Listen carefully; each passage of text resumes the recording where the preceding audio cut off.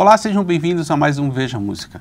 Eu sou Sérgio Martins e o meu convidado de hoje apresenta o Backstage, que é o programa de heavy metal mais longevo da história, pelo menos do Brasil, que está no ar nas rádios há 27 anos. Não só isso, ele já bebeu sangue de virgens ao lado de Ronnie James Dio, já estraçalhou animais sob o comando de Tony Iommi e já deu uns cascudos bem dados no Bruce Dickinson. Hoje eu trago Vitão Bonesso. É isso tudo mesmo? Não. Pô, a gente não pode mentir agora? Não. Pô, a gente só deu uma aumentadinha. A gente já aprontou muitas. Antes, porém, muito obrigado pelo convite, Sérgio. A gente é amigo há tanto tempo e é legal demais estar aqui trocando essa ideia com você. Mas não, a gente já aprontou várias, muitas, né? Mas nada de chegar a dar um cascudo no... Imagina eu do meu tamanho bater o baixinho, cara. É sacanagem, né? É sacanagem. E ainda mais o Dio, né? É. Coitado do Dio. A gente aprontou bastante aí, no meio da cena heavy metal, né? Com entrevistas, com até uma busca de um autógrafo que você busca a tua vida inteira, né? A gente era de uma época que tudo não passava de páginas de revistas, né? Então pra gente era uma glória conseguir um oi, um autógrafo, uma foto com o seu ídolo, né? Por isso que eu falo para essa molecada hoje em dia, mas tem que ter paciência, mesmo assim. Tá tudo mais fácil, né? Muito mais disponível, mas precisa ter paciência da mesma forma. Você começou a tocar bateria por causa dos Beatles, né? Você toca bateria também? Olha, eu comecei por causa de uma festa de aniversário, que quando eu fiz 5 anos de idade, meu pai chamou uma banda de mulheres, que eram garotas, 16, 17 anos, para tocar na minha festa, na sala de casa, assim. Era uma banda que já gravou disco, inclusive, se apresentava nos programas da Excelsior, tinha os programas de rock, assim, de calouros, elas se apresentavam na TV, depois se apresentaram na Jovem Guarda, inclusive.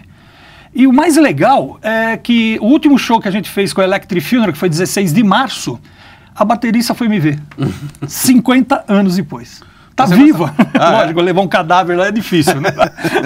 Mas você tinha essa coisa, uma vez eu lembrei que você falava muito de Beatles e da batida do Ringo Starr. Sim, né? O Ringo foi a primeira influência, foi a primeira referência de bateria, né? A forma da... Porque muita gente, pô, o Ringo sempre foi tido como o underrated, né? Como um baterista não considerado pelos bateristas de jazz, né? Buddy Rich, Gene Krupa, lógico que não, ele não era tudo isso, mas ele tinha uma levada, cara, ele tinha uma levada única, que até hoje é reconhecida pelos grandes, né? Como um grande baterista. Demorou, isso começou a acontecer nos anos 80, né? Os caras tipo Mike Portnoy, Phil Collins, todo mundo, pô, o Ringo, né? E para mim foi ótimo, acho que foi um bom começo na prática da bateria, na forma de tocar, no estilo. E isso só veio aumentar quando eu fiz parte do Beatles Forever, né? A gente começou o Beatles Forever, eu, o Marcos Rampazzo, que faleceu semana passada, o Celso Anieri, o Ronaldo Páscoa, que tá no Rocover hoje, né? Então, a gente ensaiava assim incessantemente. E para mim aquilo era fácil, porque desde moleque eu já queria copiar todas as pegadinhas, até bater no prato com a cabeça, aquelas levadinhas dele, sabe? Todo mundo fala, mas como que você faz? É fácil, é só deixar o prato baixo. Se você for bater na borda, você tem que dar uma torcida na coluna, né? Hoje não dá para fazer mais isso. E como é que você parte dos Beatles para o heavy metal? Cara, aconteceu em 73. Eu fui morar, eu mudei de casa, fui para um lugar que tinha um vizinho meu. E eu sempre pedia discos emprestados dos Beatles, coisas solos, o John Lennon, do Paul, que estavam começando a sair, Red Rose Speedway, para gravar em fita cassete. E o cara falava, mas isso é coisa de velho, meu. Isso em 73, os Beatles há 3 anos separados já era coisa de velho. Né? Coisa de velho, você tem que escutar Black Sabbath. Eu falei, Black Jabá? Que caramba, que nome estranho, que é Black Jabá, né? Eu achava que ele estava brincando. Até que uma vez ele me emprestou um disco dos Beatles, era aquele Beatles Again, que é uma edição exclusiva nacional, né? Só saiu no Brasil. E ele falou assim, ó, esse aqui é o Black Sabbath, você vai ouvir isso aqui. Cara, na hora que eu coloquei Wheels of Confusion, ali o negócio virou. Ali o negócio virou, aquelas viradas do Bill Ward, aquele som de guitarra, aquela cadência, sabe, pesada. Ali eu já comecei me senti um cara um pouquinho mais pesado, entendeu? E dali pro Alice Cooper, ali pro Deep Purple, Nazareth, Slade, para essas bandas que a gente teve sorte de conhecer quando existiam. E aí foi um pulinho. E o programa de rádio, como é que foi? O programa de rádio foi o seguinte, eu ajudava na 97 FM lá em Santo André, um programa que chamava Overshock, né? Teve o Beto Peninha que fazia o Sessão Rocambole, depois veio o Overshock. O cara do Overshock, ele não tinha muito material. E eu conhecia a turma lá, eu morava perto da 97 lá em Santo André, na Vila Gilda, né? E eu comecei a aparecer lá com os discos, né? Ó, acabou de sair o novo do Deep Purple, acabou de sair o novo do Rush, isso, e o cara ia colocando na programação. O dono da rádio falou assim, pô, meu, por que eu tenho que manter esse cara que quem traz é ele? Aí rolou um convite, isso em novembro de 88.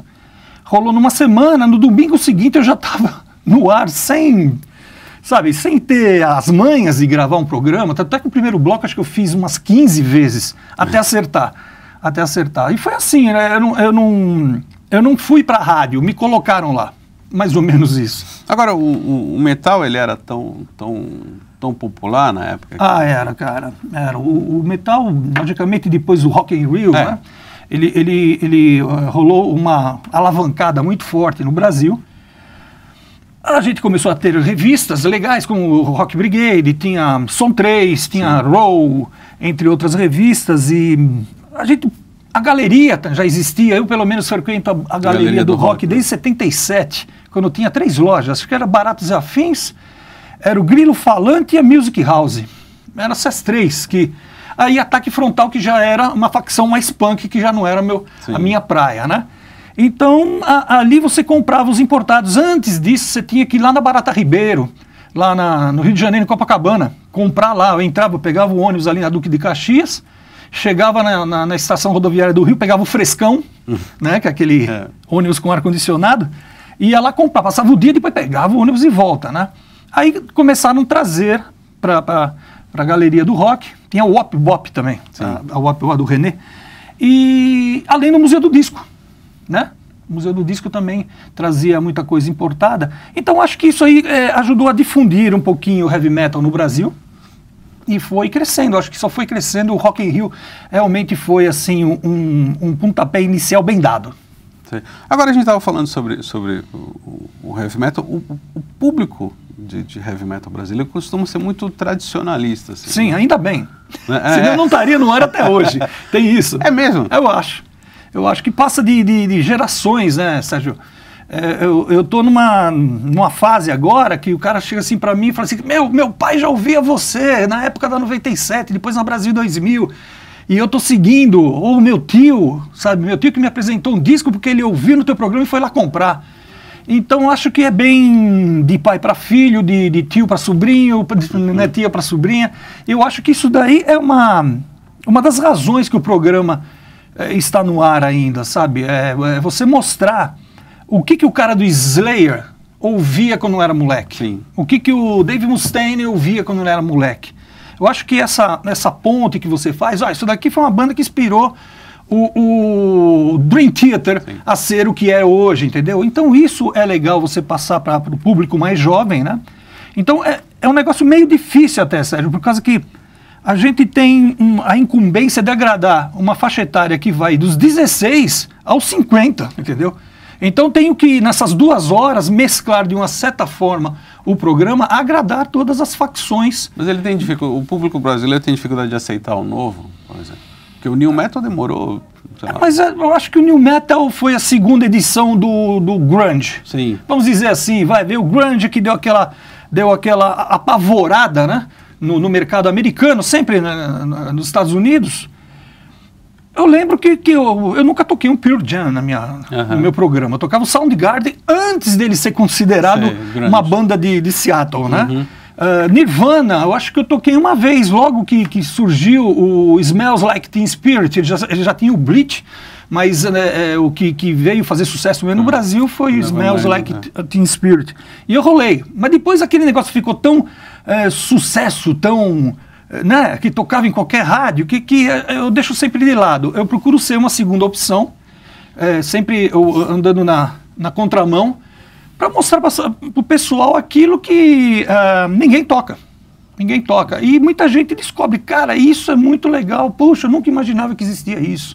Que essa banda influenciou a banda que eu ouço agora, entendeu?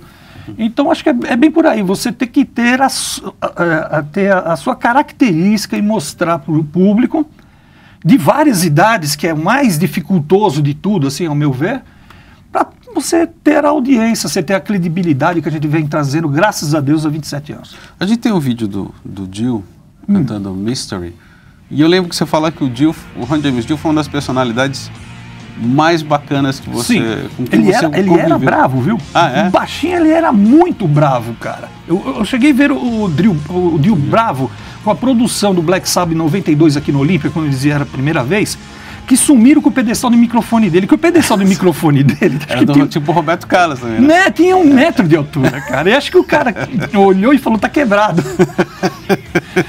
Bicho, faltava o quê? 1 hora pra começar o show. Ele tava muito pau da vida lá atrás. Cadê meu pedestal? Até que veio um cara que trabalhava no próprio Olímpia. Por acaso esse aqui? Oh, muito obrigado. Mas até ali, cara... Ele importunou todo mundo. Eu não vou entrar no palco sem o meu pedestal de microfone. Meu meio pedestal de microfone. Pedestal Children, né? E uma vez com o Vini Appice, ele bravo com o Vini Appice. O Vini Appice tinha tomado um tombo, machucado o joelho, não tinha se curado legal daquela queda. Foi no Skull Rock, em 97. Sim. Então, e ele tava com uma faixa no joelho. E ele, o cara sabe que tem que se cuidar, foi se meter a fazer não sei o que, se andar de skate, o cara tomou um rola lá, se machucou. E como é que se rolava essa aproximação com o artista? Porque antigamente eles mal falavam. Exatamente, a gente não tinha um esquema de assessoria que poderia levar você sem maiores entraves, né? Você tem que ser, acima de tudo, cara de pau. Né? Então eu ia pro aeroporto, velho. Eu era 5 horas da manhã, eu estava lá esperando os voos chegando dos Estados Unidos, da Inglaterra. Eu lembro quando veio Deep Purple a primeira vez, agosto de 91, veio John Lord e o Ian Pace, que eram os únicos que moravam na Inglaterra. Sim. E foi que nem um sonho, o aeroporto vazio, uma mulher limpando o show, assim, passando um pano no saguão, não tinha ninguém no aeroporto. E vindo o John Lord com o Ian Pace, cara, empurrando o carro. Eu falei, isso é sonho, cara. Eu achava que ia estar cheio de gente aqui. E ali ficou, legal, né? Aí começa papo, vai pro hotel e começa a conversar, né? Hoje, graças a Deus, a gente troca ideia, troca e-mail. Com o Glover e com o Ian Pace, assim, a gente troca e-mail. Sério? Sim. O Ian Pace é um doce de pessoa, cara. Outro cara de quem você ficou bastante amigo foi o Glenn Hughes. Glenn Hughes, o Glenn Hughes foi assim, depois que ele saiu do tratamento, né? O tratamento contra drogas, ele ficou até 93, mais ou menos, se recuperou. Aí ele lançou aquele álbum From Now On. Né? Primeiro teve o blues, né? De blues, versões de blues, sensacional. Depois ele lançou From Now On. Aí ele estava montando uma banda na Suécia, junto com os caras que eram do Europe. Alguns componentes do Europe, que estava parado na época, né? E eu falando com a Roadrunner aqui no Brasil, que era o Jerome Vonk, e foi até locutor da Kiss. Sim. Né? Era o holandês voador. Ele era o holandês voador. Então ele falou pra mim, falei, vamos fazer alguma coisa com o Glenn Hughes? Eu falei, vamos fazer. Aí eu fiz uma entrevista com ele, um phoner com ele, e depois a gente lançou a ideia dele vir pra América do Sul fazer uma promo trip, né? Pra divulgar o disco, e ele veio. Ele veio pra cá. Então foi aquele negócio, eu fiquei incumbido de pegá-lo no aeroporto, levar pro hotel, levar pra almoçar, jantar, até que uma hora ele falou assim, eu queria tocar. Eu falei, legal. Só que eu já tinha na manga, mais ou menos, aí tocando, fizemos um pocket show de meia hora, num bar em São Paulo, onde eu fui o baterista. Foi lindo isso, cara. Tocar com o Glenn Hughes foi maravilhoso, cara. E tem vídeo, hein? Tem vídeo, cara. Pô, você devia ter trazido. Caramba, mas é que tá branco e preto, tá mofado, tá tudo lascado. A gente tava falando de relacionamento. O Iron Maiden foi, pelo menos na minha visão pessoal, foi a banda que eu vi melhor tratar os fãs, assim. Cara, eles vêm pro Brasil, acho que foi a primeira banda de fora que veio ao Brasil trazendo toda a produção. Eu lembro que foi no Rock in Rio. Foi no Rock in Rio. Né, que eles trouxeram a turnê do Power Slave, que era um negócio faraônico trazer tudo aquilo, né? Mesmo com toda a infraestrutura que o Rock in Rio estava oferecendo aos músicos, né, às bandas, e eles nunca deixaram um grampo da produção original que é apresentada na Europa e nos Estados Unidos para cá. Isso eu acho que é um grande respeito. O show deles, eu acho que, para quem é fã do Iron Maiden veio um pouquinho depois, a gente já curtia alguma coisa antes, né? Mas, pô, o que dizer do Iron Maiden, né? O que dizer do Iron Maiden ao vivo, como produção, como entretenimento para os fãs?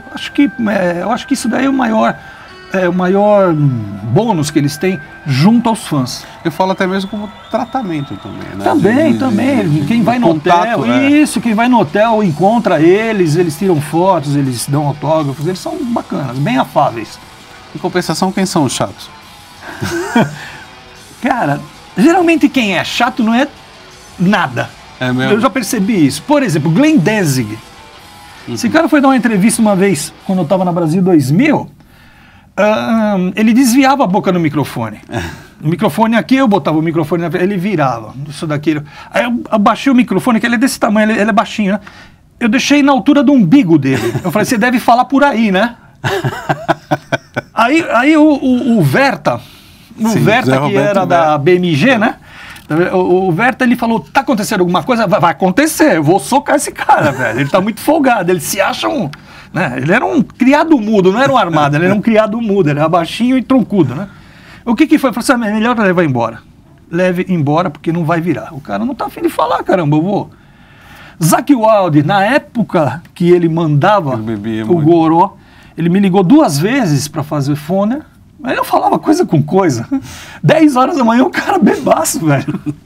Não deu certo. Mas depois, lógico, o cara teve que parar de beber do jeito que ele estava. É um cara legal. E o outro, Tony Martin. Do Black Sabbath? Que se achava demais.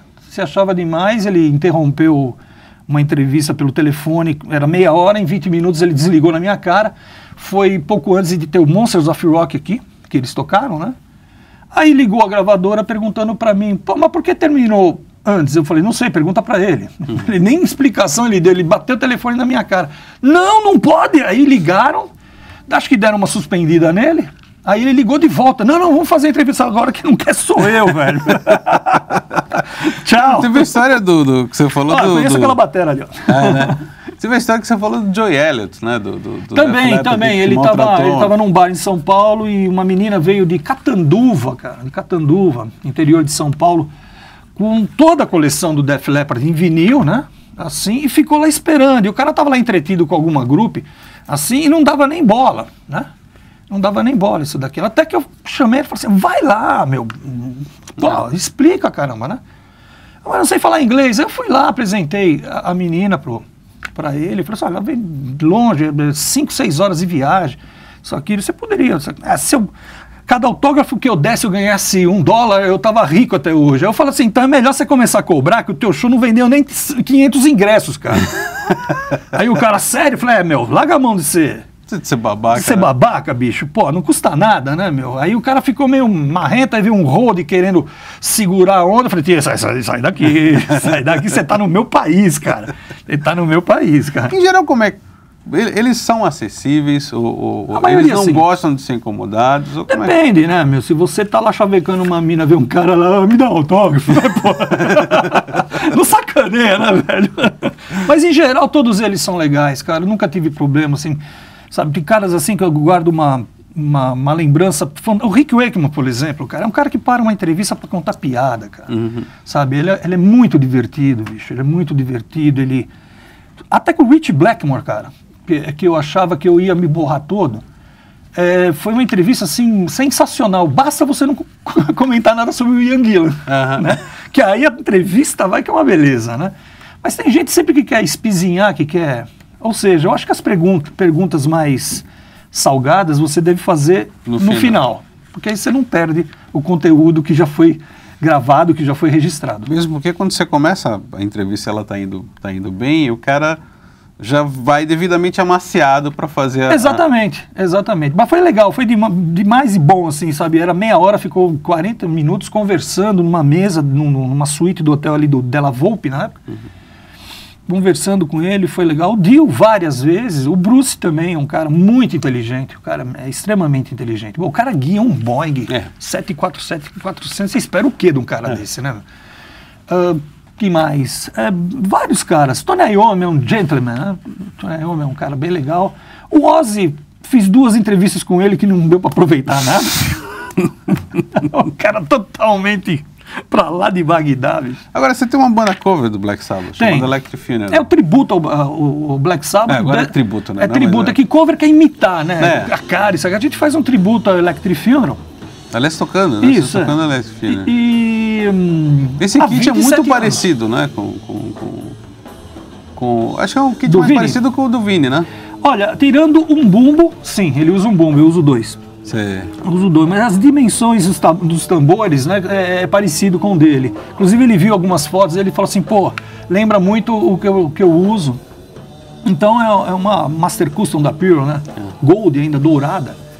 E é uma bela de uma bateria e tem um som pesadão mesmo, ela tem um som bem característico para fazer o som do Black Sabbath, né? E a banda vai completar também 28 anos. Pô, então ela nasceu mais ou menos perto do eu costumo dizer que a gente é mais velho que o Black Sabbath. A gente ultrapassou o Black Sabbath, agora o Black Sabbath que copia a gente. Eu acho que até que, em termos de formação, deve ter uma formação mais sólida. Olha, não. O único original sou eu. Eu sou o Tony Iommi da banda, que tá desde o começo. Mas é legal, a gente faz por amor à música do Black Sabbath, cara. Foi a primeira coisa pesadona que eu ouvi, entendeu? Então, todo mundo fala assim, por que você não faz música própria? Eu não tenho tempo. A gente tem um programa, tem a rádio Backstage na internet, já está com 10 anos já, e tem a banda também, sabe? Então, o Electric Funeral era mais pra gente se divertir, mas muito seriamente, sem descaracterizar uma obra de arte, que para mim são as músicas do Black Sabbath.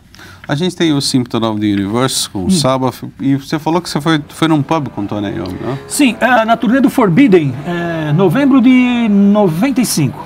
Eu lembro que no mesmo lugar em Manchester, no Manchester Apollo, na cidade de Manchester, na Inglaterra, tocou Iron Maiden numa noite, e na noite seguinte foi o Iron Maiden da X Factor Tour. Eu fui um dos primeiros brasileiros a ver o Blaze Bayley cantando ao vivo. E eu falei, o que eu vou contar lá no Brasil, Isso cara? não é necessariamente uma coisa boa. Não, não foi, cara. Porque sabe aquele negócio de você chegar, eu vou falar mal do cara, vão me trucidar, né, meu?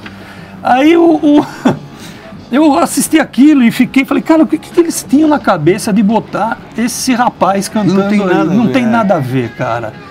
Aí depois, na noite seguinte, teve o Black Sabbath na Forbidden Tour, que na época era o Neil Murray no baixo, o Iommi, Tony Martin e o Bob Rondinelli na bateria. Nossa. Eu fiz uma entrevista com ele, aí ele falou, onde que vocês estão hospedados? Eu falei assim, a gente está no Britannia, que é o único hotel mais ou menos legal que existe, além do Ramada, essas coisas de aeroporto, em Manchester. Eu falei, pô, depois do show nós vamos ficar lá no pub.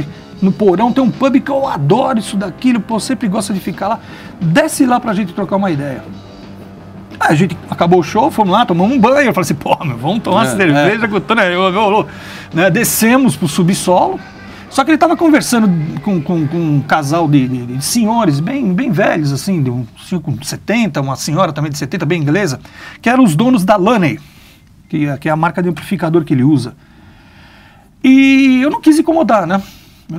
Aí o Neil Murray falou assim, seus amigos no Brasil estão ali atrás. Tava eu e mais um amigo.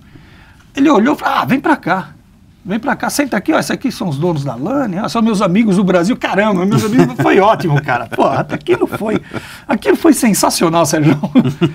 Aí depois, como ele tava de costa pro corredor onde passava as garçonetes, ele ficava tentando pedir alguma coisa, né? Eu falei, o que você quer? Eu falei, não, eu queria tomar uma cerveja, half pint. Não, pera aí um pouquinho, né? Aí eu fui no bar. Ele falou, pera, leva dinheiro, sabe? E tirando as moedas do bolso.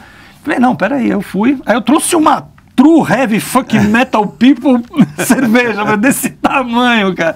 Ele falou, não, cara. Eu falei, não, toma aí. Não, quanto você gastou? Eu falei, imagina, cara. Desde quando eu iria imaginar pagar uma serva pra você, porra?